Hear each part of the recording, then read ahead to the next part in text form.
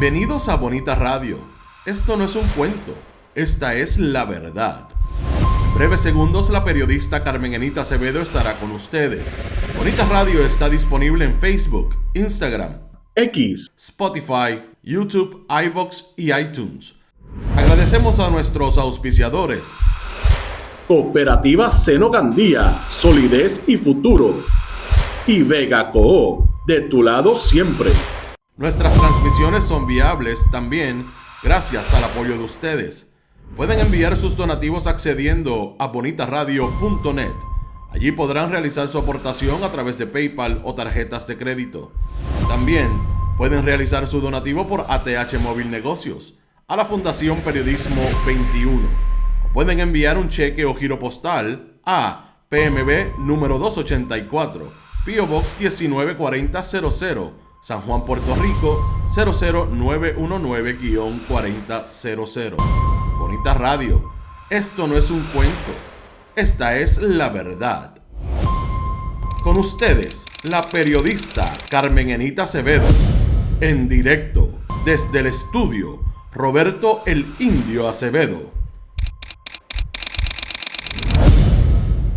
Saludos y buenos días, soy Carmen Enita Acevedo y estamos en Bonita Radio hoy miércoles 30 de julio del 2025 a las 8:08 de la mañana.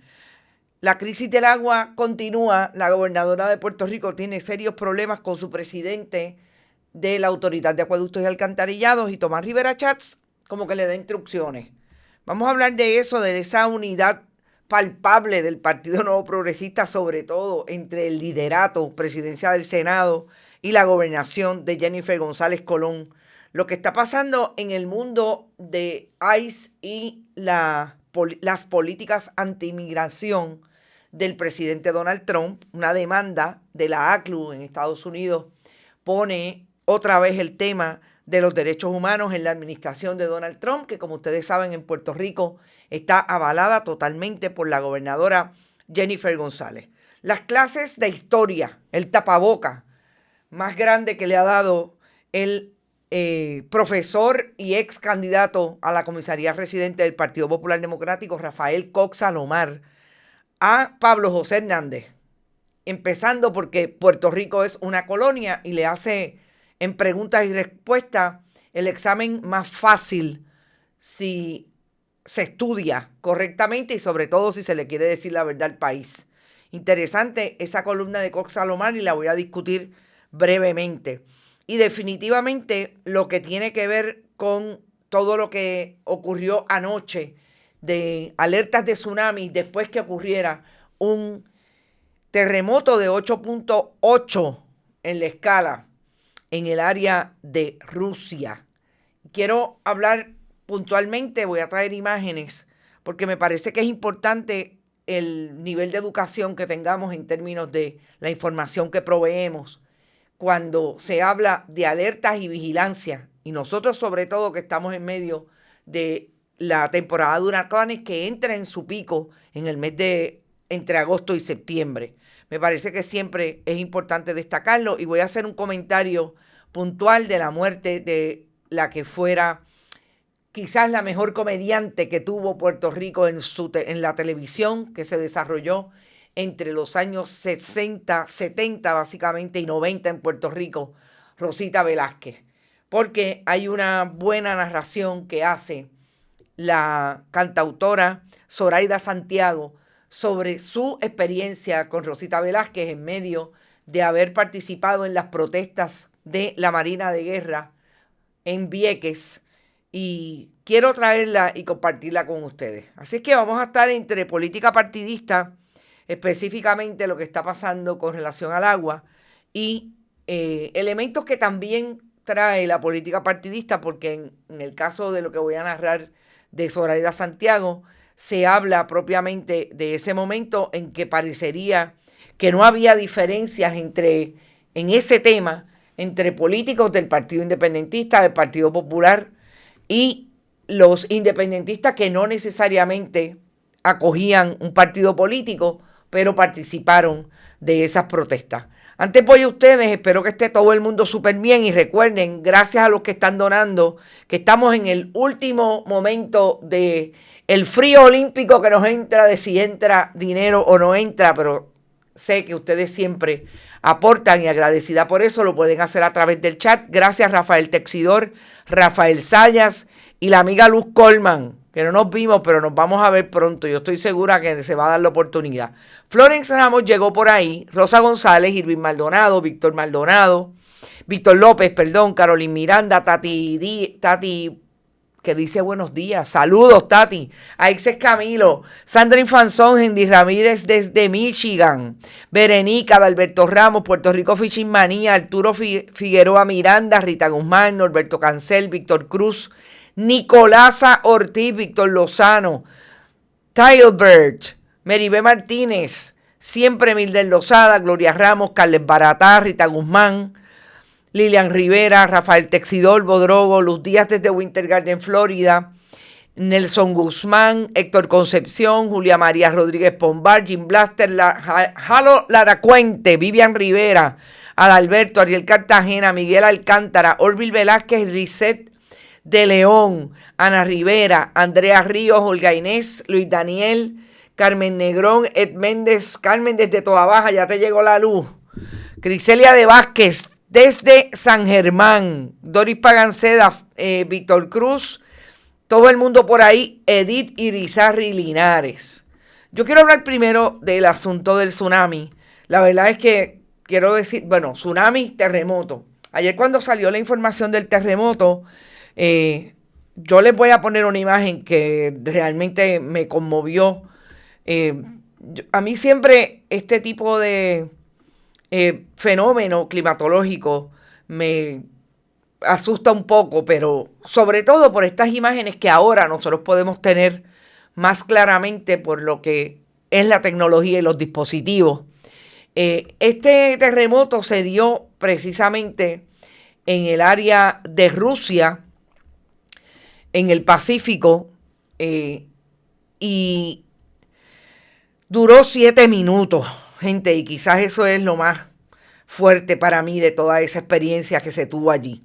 Sacudió la región de Kamchatka, en el este de Rusia, y obviamente podía generar una amenaza de tsunami en el Océano Pacífico. El epicentro fue ubicado a 133 kilómetros al sureste de Petropavlovsk y Kamchatsky, a la profundidad de 74 kilómetros, según el Servicio Geológico de Estados Unidos. Lo más importante para mí, después que ocurre esto y nos traen las imágenes, etcétera, es lo que se traduce y en lo que nosotros conocemos en Puerto Rico, porque estamos rodeados de costa, además de porque puede ser más inminente, es lo que se conoce como el retraso del mar después que ocurre un evento de terremoto, la retirada y que crea y provoca un tsunami. Y yo creo que es importante destacar lo que se destaca hoy en algunos niveles de periodismo del mundo, y es lo que es una vigilancia y lo que es una alerta en el caso del tsunami. La vigilancia es cuando esa vigilancia se emite cuando hay potencial de que el tsunami se haya generado, pero aún no está confirmado. Indica que la población debe estar atenta a nueva información, pero no es necesario evacuar inmediatamente. Es un llamado a la precaución. Es decir, ponlo en la nevera. Vigilancia de tsunami, llamado a la precaución. La alerta de tsunami, en inglés, es tsunami warning.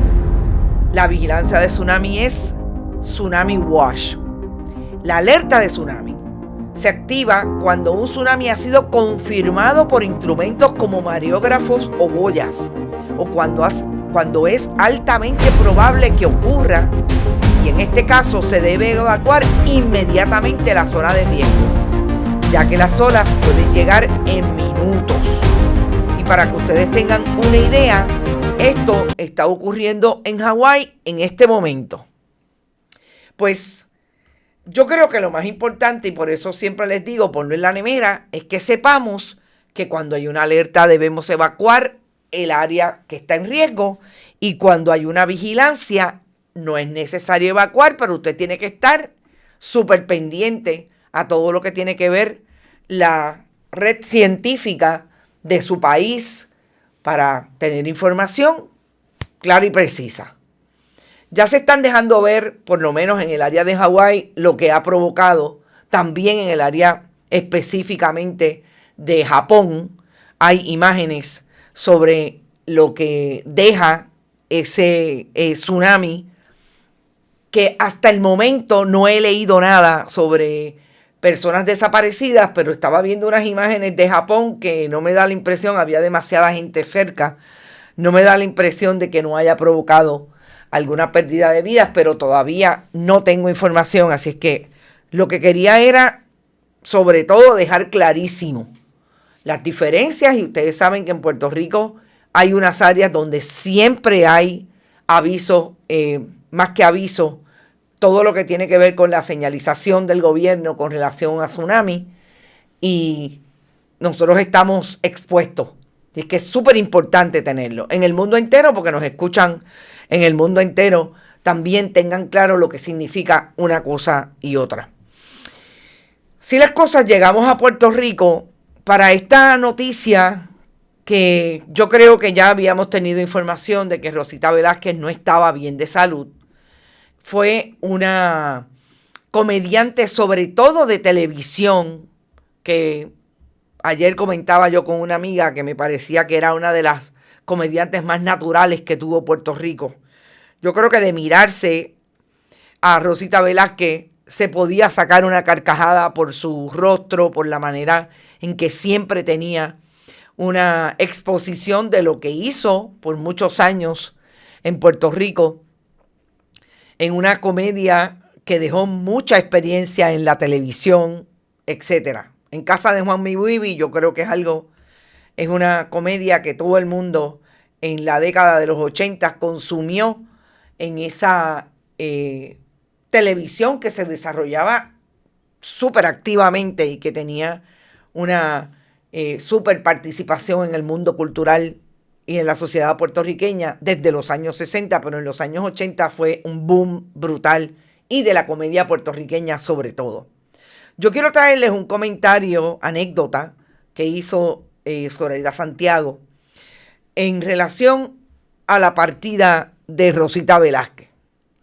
Y esta imagen tiene mucho que ver con cómo convergen las personas independientemente de que hayan diferencias fundamentales en tantos asuntos, pero en este no hubo diferencia y coincidieron increíblemente en una celda de las improvisadas por la Marina de Guerra de Estados Unidos y el gobierno de Estados Unidos, cuando intervino con ciudadanos de Puerto Rico y del mundo que fueron en una protesta pacífica a entrar a las zonas que ocupaba la Marina después de 60 años en Vieques, porque se activó un dispositivo social en aquel momento y fueron a protestar allí aquellos que entendían que la Marina debía salir de Vieques.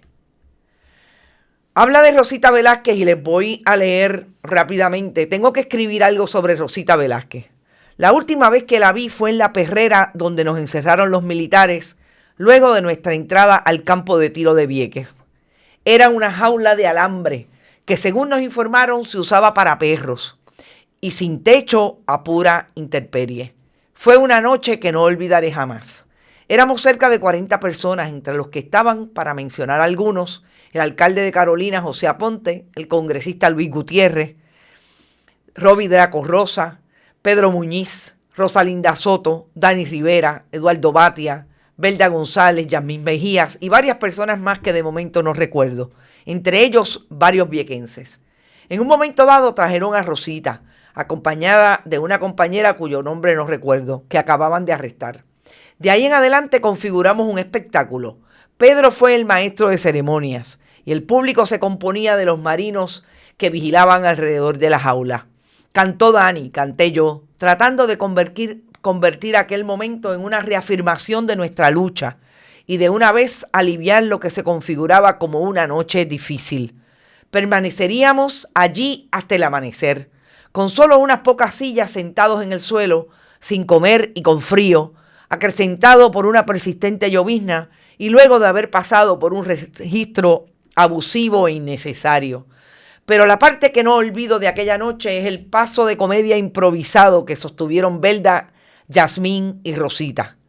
Nos hicieron reír hasta las lágrimas y Belda, estoica, pasó la noche sentada en aquella silla sin queja ni asomo de incomodidad.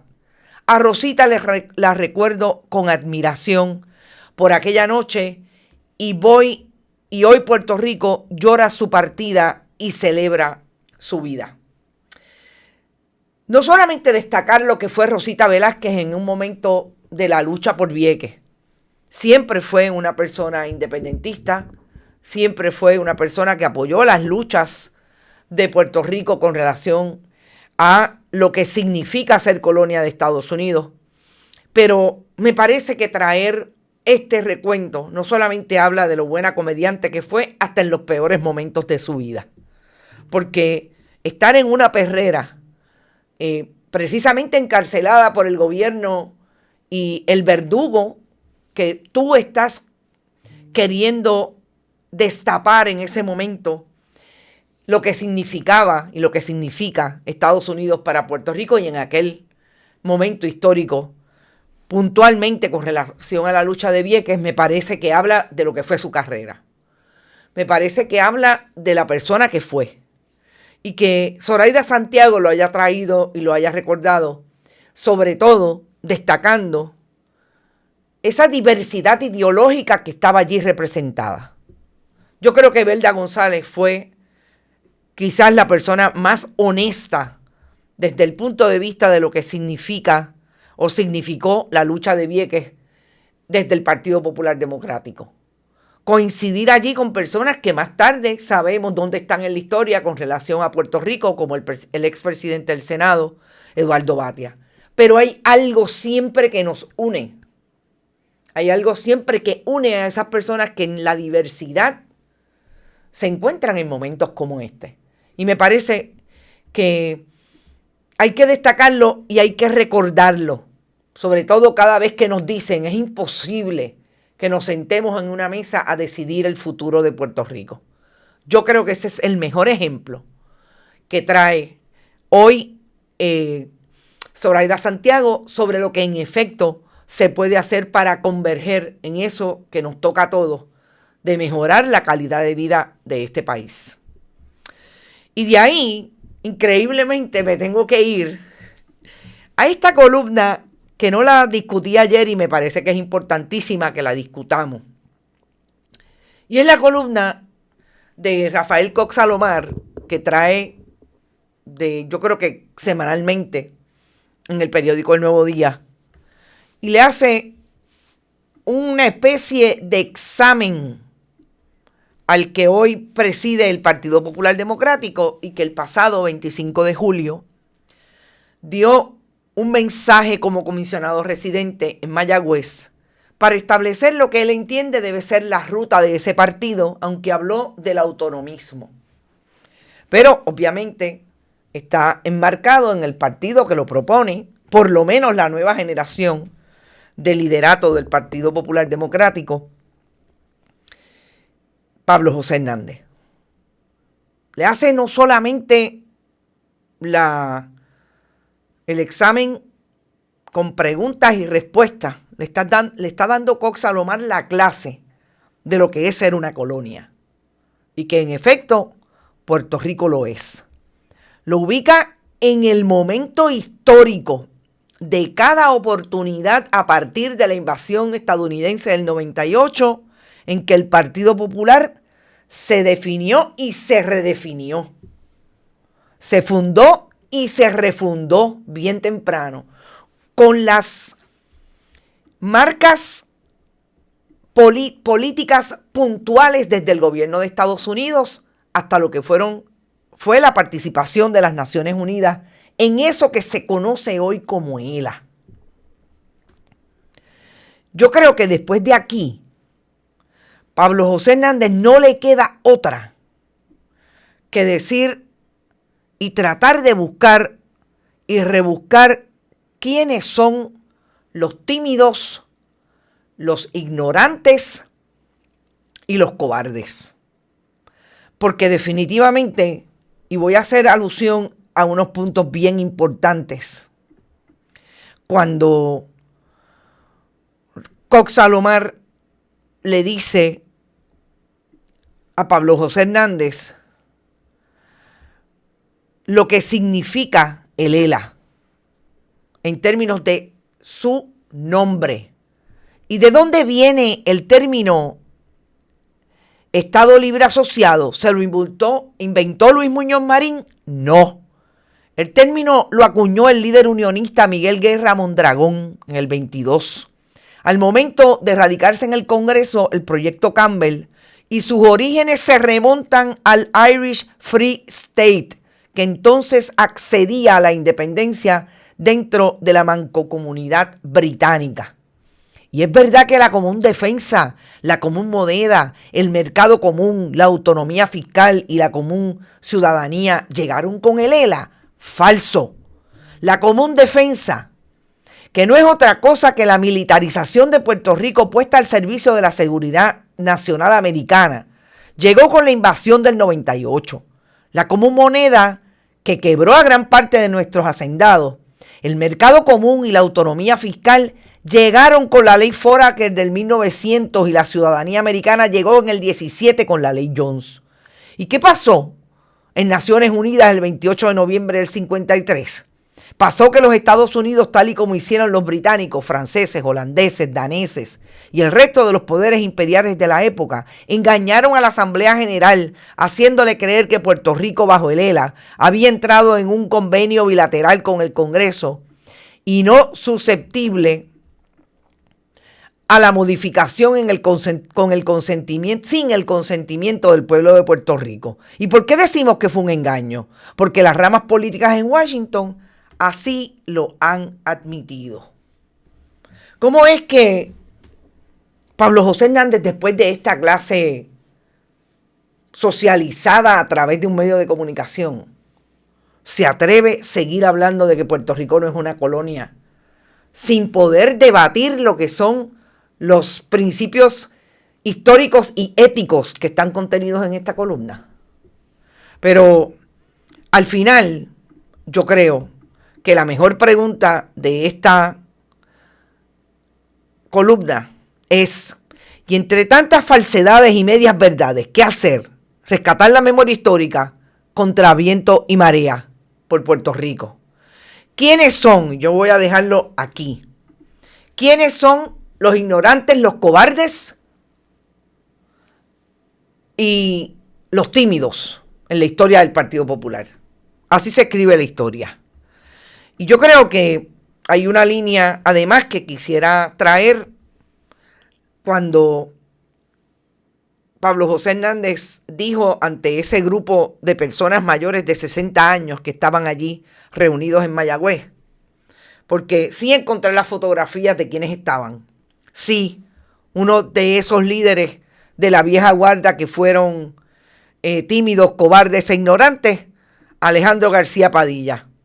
Según la postura de la nueva generación del Partido Popular, representada en Pablo José Hernández. Sila María Calderón también estaba allí.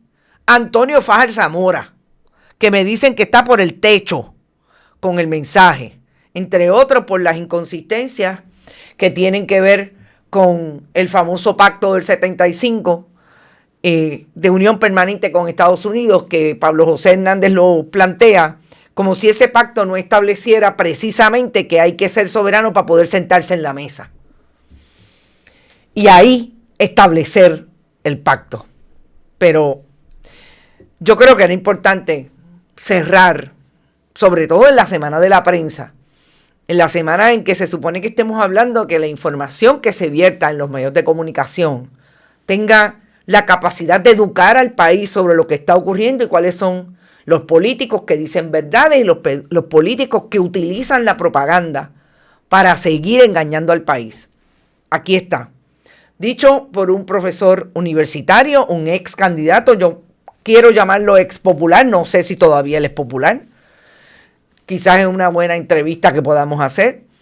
Y me parece que es el mejor momento en esta semana para recordar cuál es el trabajo que nosotros también tenemos que hacer. Y es contextualizar y traerle al país a aquellos que tienen capacidad de poner el contexto histórico correcto cuando un político utiliza la propaganda para dar un mensaje. Ese fue Salomar en esta semana. Vamos al gobierno de Jennifer González Colón, que no es que esté libre de polvo y paja. Con esta crisis del agua, yo creo que la gobernadora volvió a entrar en ese camino a que se pueda identificar lo que es una distancia, si no puntual, bien clara que hay entre el liderato legislativo, sobre todo Tomás Rivera Chats, y el gobierno del Partido Nuevo Progresista en el Ejecutivo. Nosotros ayer hablábamos y ustedes repasaron lo que la gobernadora dijo en esa conferencia de prensa, después de estar por lo menos 15 días habiendo una crisis de agua que no solamente corresponde a la zona metropolitana. Y quiero hacer hincapié, porque siempre le digo a nuestros amigos de la montaña que nos siguen y son internautas de mucha lealtad de Bonita Radio en la montaña de Puerto Rico, que sabemos que llega a municipios con más crisis: Corozal, Naranjito y esa franja del Gigante Dormido. Cuando la gobernadora dio esta conferencia de prensa, la gobernadora habló en algún momento porque le preguntaron sobre las posibilidades de privatización. Y parecería que dijo que eso no estaba sobre la mesa. Incluso dijo que hizo referencias a Ondeo y a aquella privatizadora que quedó como quedó después que el Partido Nuevo Progresista inició el intento en el 95. Y Sila María Calderón canceló el contrato y sabemos los resultados de ese movimiento de privatización.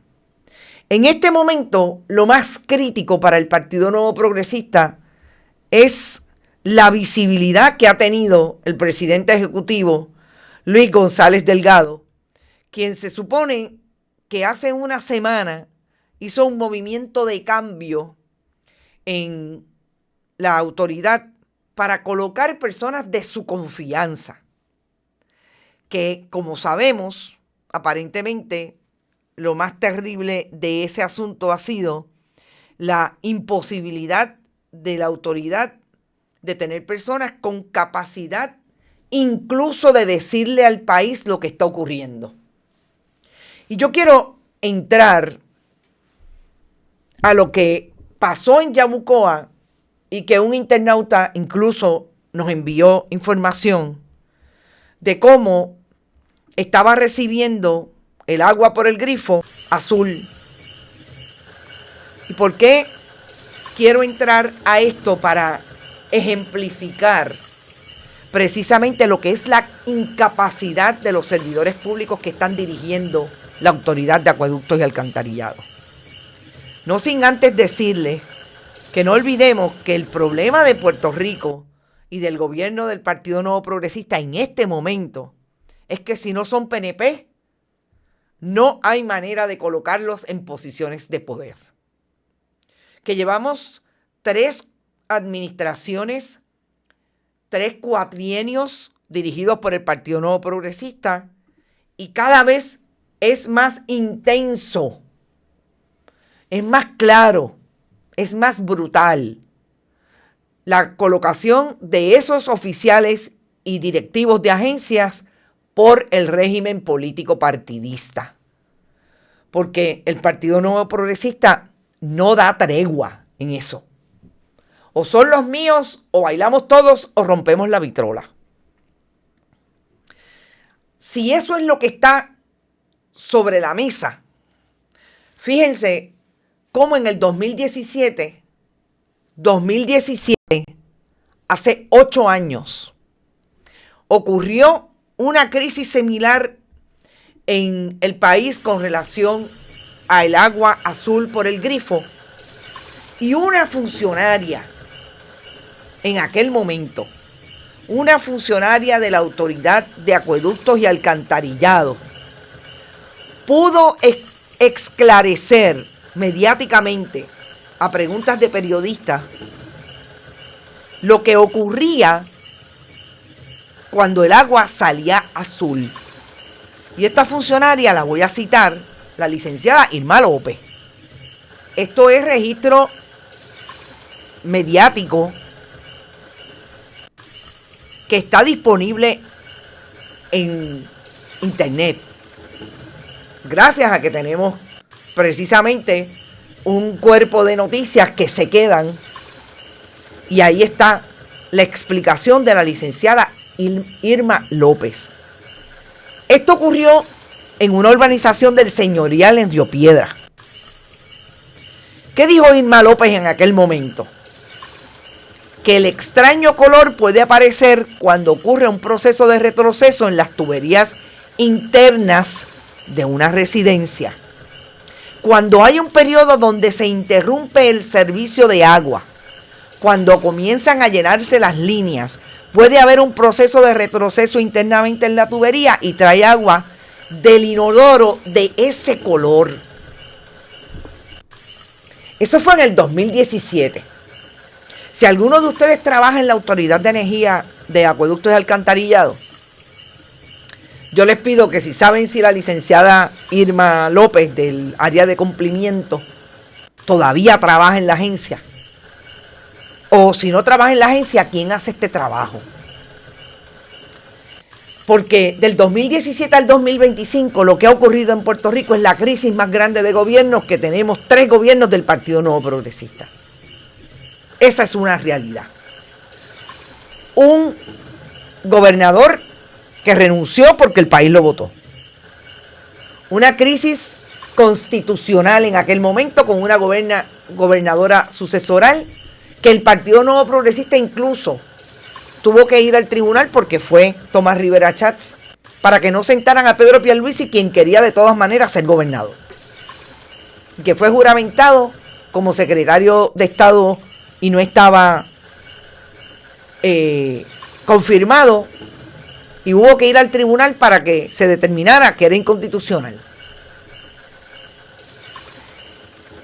En el 2017 atendimos a múltiples casos de corrupción, y precisamente la corrupción terminó siendo el descubrimiento de un Telegram chat que sabemos la historia, que nos colocó a todos los personajes que hoy se sientan en el gobierno de Jennifer González como asesores, que hoy son los esposos de la secretaria del DACO, como Fernando Sánchez y Fonte, como Cristian Sobrino, cogiendo chavos también del gobierno de Puerto Rico. Todos los que hemos hablado y que estaban en ese chat todavía viven hoy. Anthony Maceira, que tiene un contrato de $33,000 con el Departamento de Recursos Naturales mensuales, y que a quien menos tiene ahora en el bufete, como lo reveláramos nosotros aquí el pasado viernes, y ahora él se fue a tratar de hacer un media tour para decir que tiene un super bufete, porque tiene a Edgardo Rivera, el ex juez del Tribunal Supremo, en ese bufete. Precisamente son los que todavía perviven, y son las 3 administraciones del Partido Nuevo Progresista. Y sabemos por cuánto ganó Jennifer González. Subió un poco después de que ganara Pedro Pierluisi en el 2024, en el 2020, y sabemos por qué logró los votos con la gente de Proyecto Dignidad por la campaña de miedo que hicieron. Pero gobernar, no saben gobernar. No tienen una sola persona en la Autoridad de Acueductos y Alcantarillado que le diga al país por qué esto no es una crisis necesariamente que viene de la planta, que viene de donde se produce y se tratan las aguas, que tiene que ver con la casa. Y esto que está pasando en Yabucoa tiene una explicación. Pero ustedes saben lo que le explicó a los medios de comunicación el subdirector de la región este de Puerto Rico de la Autoridad de Acueductos, Joe Pomales. Observamos el post, porque esto fue una publicación en en redes sociales. Y rápidamente se movilizó el personal a la zona. Fueron el director de área junto con personal de cumplimiento y personal de la División de Agua Potable de Humacao. Se hizo la investigación pertinente, se verificaron las residencias, confirmando que en efecto no hay al momento ningún indicativo de que esté saliendo agua con color. Mire, lo que tiene que hacer es poner a la persona de cumplimiento que le diga a la gente si sabe, porque es que sale azul. ¿Cómo es que en el 2017 había alguien capacitado con la capacidad de entrar a decirle a la gente por qué el problema puede ser precisamente porque se fue el agua, porque el retroceso, y en el 2025 no lo hay? ¿Por qué? Porque ya no está la gente que sabe. Porque esa gente los relegaron a mirar para la pared porque quizás son PNP, pero no son del bando de Jennifer González ni del nuevo presidente ejecutivo. De eso es lo que estamos hablando. Y esta es la mejor evidencia. Cuando yo vi la nota 2017-2025, ahí lo tiene. Y es así y peor. No hay capacidad. Cuando usted tiene que en el 1989, en medio del huracán Hugo,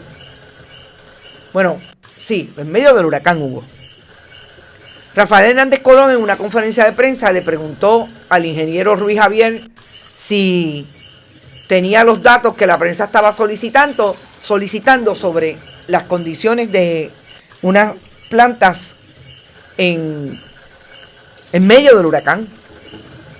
Y Ruiz Javier dijo, en 2 semanas se la doy. No, mañana. Eso le dijo el gobernador en plena conferencia de prensa.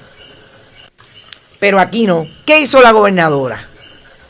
¿A dónde mandó a su comisionado de barrio del Partido Nuevo Progresista? A atender a Miguel Romero, el virtual candidato del Partido Nuevo Progresista para las elecciones del 28. Atenderlo, ¿por qué? Porque este es el que está diciendo que hay una crisis y no hay comunicación. Y Miguel Romero, ni cortó ni perezoso, hizo una publicación en sus redes sociales diciendo que estaba hablando con el funcionario y nada más. Y mientras, en la marcha de ayer, esto fue lo que pasó. Por ejemplo, José Hernández Trabal salió con su pancarta y dijo 55% de aumento de luz es un crimen. Pero la gobernadora de Puerto Rico todavía está pensando que el jueves se va a reunir con la gente de la Autoridad de Acueducto para ver si sabe qué es lo que está pasando realmente. 3 semanas en una crisis de agua. Y finalmente, ¿qué fue lo que hizo Tomás Rivera Schatz esta mañana? Lo que siempre hace, realmente esto no es nuevo. Tomás Rivera Schatz siempre utiliza esas publicaciones para decir lo que piensa y como único se sienta más allá de las conferencias de prensa que está haciendo en la legislatura cuando sale de una sesión, etcétera, a las que no invita a nadie, solamente a los que están allí. Tomás Rivera Schatz le dice esta mañana a la gobernadora, la situación en la autoridad se debe esencialmente a 2 problemas. La nueva gerencia que está haciendo quedar mal a la gobernadora y las recientes averías en el sistema. Resolver la primera es tan urgente como la segunda. Instrucciones a la gobernadora. ¿Hay paz entre la gobernadora y Tomás Rivera Schatz? Yo creo que no hay ninguna paz. Y yo creo que está clarísimo que Tomás Rivera Schatz para lo que sale es para seguirle echando leña a ese fuego. El problema es que para las gradas funciona desde el punto de vista de que Tomás Rivera Schatz quiere hacerse pertinente a lo que tampoco resuelve nada. Y a mí me encantaría escucharlo decir que eso no le toca a él, como lo ha dicho en otras ocasiones, que ha dicho que eso es problema de la gobernadora, que eso no es problema de él.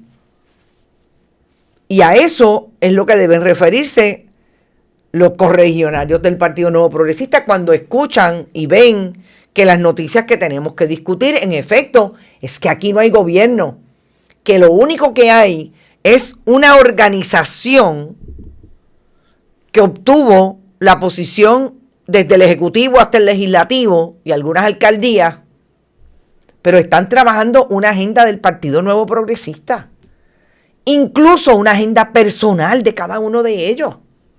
Y finalmente, no hay agua, nadie contesta por qué no hay agua, porque no saben, porque las agencias están al garete, porque hay una debacle a nivel institucional, pero ellos siguen sacándose fotitos y diciendo que son el mejor gobierno que pasa por Puerto Rico cuando ellos ganan.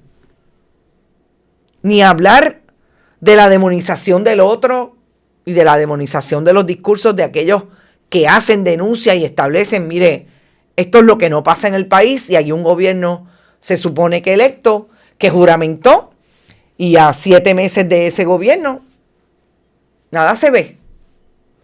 Me parece que por ahí empiezan los tiros a darse otra vez en esa pelea entre Tomás Rivera Schatz y Jennifer González Colón, que a veces creo que son ellos mismos, creo que lo he dicho antes, que son ellos mismos los que van a tratar de hacer que Jennifer González no sea viable dentro de poco, no solamente para el 28, para el momento en que estamos. Hay un último tema, primero voy a ustedes a ver cuáles son sus comentarios, que tiene que ver con el asunto de ICE. Me parece importante traerlo. Agua Azul, a propósito, si como dijo la licenciada Irma en el 2017, que es un proceso de retroceso de agua y trae agua de inodoro de ese color. Qué cosa más figurativa y simbólica. Yo pensé exactamente lo mismo que tú, Dori, cuando ella habló del reciclaje o el retroceso con el agua del inodoro azul. ¡Wow! Ellos querían que todo se pintara de azul. No puedo decir el término como lo dicen los catalanes, pero de ahí viene. De ahí viene. Ese video de Rafael Hernández Colón ayer lo subieron varias personas. Sí, es un video viejo, yo lo tengo y es, no lo veo, yo lo tengo más que lo tengo. Yo estaba en esa conferencia de prensa y quería que la puerta, que la tierra se abriera, porque realmente fue para mí vergonzoso. Ruiz Javier no duró dos días después de eso. Rita Guzmán, lo que hay es un grupo que se adueñó de un partido. Empresa criminal continua, dice Edgar. Adalberto, Puerto Rico al garete y no es una banda de rock. Exactamente. Dice Bodrogo, yo creo que las luminarias azules se producen porque Luma la jode con su próximo servicio. Frente a mi casa, la luminaria era blanca antes y desde que está Luma se puso azul. Imagínate. Pero barrieron, dice Johanna Álvarez. Así es. Bueno, el último tema, gente, le tengo que dar este asunto de ICE, porque en el fin de semana hubo una intervención de ICE otra vez, que nada más y nada menos dejó a 15 personas detenidas, en su mayoría de la República Dominicana, en diferentes áreas de San Juan. Y una de esas áreas fue un restaurante que no solamente está en San Juan, también está en Guaynabo, el Viejo Almacén. Increíblemente, la intervención llevó a esos lugares sobre 100, gente, no es chiste, sobre 100 efectivos de ICE. Cuando yo vi la nota, me pareció increíble y después escuché y vi cómo habían diferentes entrevistas de uno de los dueños del restaurante, específicamente del Viejo Almacén, estableciendo cómo desde esas intervenciones había perdido no solamente a esos trabajadores con estatus migratorio no definido, sino la manera en que ICE entró a arrestar a estas personas. Esta mañana, o realmente ayer, la oficina en Puerto Rico de la American Civil Liberties Union anunció que hubo una demanda, que hay una demanda en Estados Unidos radicada por la ACLU sobre precisamente defender el derecho que tienen los inmigrantes para buscar anular la política pública promulgada por ICE bajo la administración de Donald Trump. La nueva política emitida el 8 de julio mantiene a decenas de inmigrantes encarcelados indefinidamente sin derecho a fianza. Y eso, bajo ese crisol, es que están precisamente argumentando desde la ACLU esta legalidad, porque lo hemos discutido en el caso más reciente de la mujer de Cabo Rojo, cómo el propio sistema mantiene a estas personas detenidas y por cambiarlas de un lugar a otro no entran en el sistema, el registro electrónico del Tribunal de Inmigración, del tribunal de esa jurisdicción, y por eso están indefinidamente encarcelados sin poder un abogado o abogada hacer su trabajo de pedir una fianza para estas personas. Si eso no es la dictadura de Bukele, que va y busca a la gente en la calle y la mete en una prisión, ¿a qué se parece esto en el siglo XXI ocurriendo en Estados Unidos? Y llamo la atención de la ACLU porque es la única organización que estoy viendo que hace un esfuerzo en unión a otras, porque a esta demanda se unieron otras organizaciones que están haciendo un esfuerzo en Estados Unidos por detener lo que son las políticas de Trump contra los inmigrantes. Pero ustedes saben lo que pasa en Puerto Rico. Nada. Que la gobernadora cínicamente saca un anuncio para felicitar a los padres dominicanos el Día de los Padres el pasado domingo. Esfuerzos por ir a los tribunales a detener lo que está haciendo ICE. Ninguno. Porque la gobernadora Tomás Rivera Chats, Carlos Johnny Méndez se plegaron a las políticas de Donald Trump. Eso es un mensaje claro para los dominicanos. A ver si cuando vayan a ir a los restaurantes que se reúnen allí en el área de Santurce cada 4 años para buscarle el voto, van a cuestionarle lo que hicieron con los padres y las madres dominicanas. Nosotros nos vamos, recuerden, pueden donar a través de este chat siempre que estemos en vivo. También lo pueden hacer en bonitasradio.net, PayPal y tarjetas de crédito, igualmente Fundación Periodismo Siglo XXI y Bonitas Radio ATH Móvil y Periodismo 21 ATH Móvil.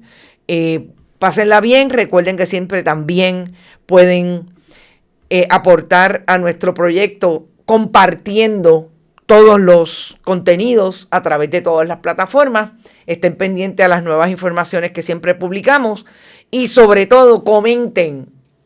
El 16 de agosto tenemos un encuentro, el segundo, en el área de el Paseo Tablado frente al 515.